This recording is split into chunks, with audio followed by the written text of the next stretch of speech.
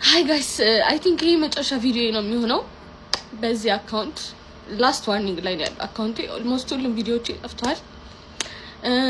ማስተላለፍ የመጣው ሀሳብ የኢትዮጵያ ኦርቶዶክስ ቤተክርስቲያን ከዚህ በኋላ እኔ ጋር እንዳትመጪ ትወክለኛለሽ ብለሽ እኔ አልወክልሽም። እሺ እናቴ አንቺን ሌቦች ምኖች ናቸው ሊወክሉሽ የከበቡሽ እና እኔ ልረዳሽ አልችልም።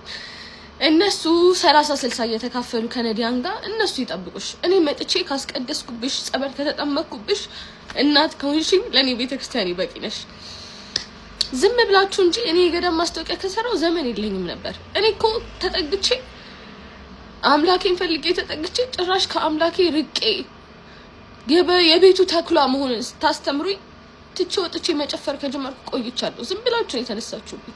ስለዚህ ሃይማኖተኞችም ለእናንተ የሚሆን ፔጅ አይደለም። እዚህ ፔጅ ላይ አይዘመርም ምን አይልም። ቲክቶክ ላይ ስመጣ እኔ እንደውም እምነትም የለኝም። ከዚህ በኋላ ከመጣው ነው ወደ ዩቲዩብ መሄድም ይመስለኛል። ዩቲዩብ ልከፍት እያሰብኩኝ ነው። ምክንያቱም በቃ ደከመኝ ጋይስ። አሁን ደግሞ ከሰው ጋር አይደለም ገባችሁ ፋይት እያደረኩ ያለሁት በመንጋ ካሉ የመቅደስ እንትኖች አጋንንቶች ጋር ነው ፋይት እያደረኩ ያለሁት እና እነዚህ ደግሞ ይከብዱኛል። እኔ አልቻልኩም እውነት። እኔ ቦኒ ታድለሽ ማለት ጀመርኩኝ ዛሬና ከፋኝ እንደዚህ ማለት የራሱ። ስለዚህ አትምጡብኝ እሺ። እኔ ጋር መጣችሁ ምንም የምካፈላችሁ ነገር የለም። በጣም ብዙ ቲክቶከሮች አሉ እስካሁን የገዳም ማስታወቂያ የሚሰሩ ከነሱ ጋር ጨርሱ። እኔ አልፈልግም፣ አልሰራም።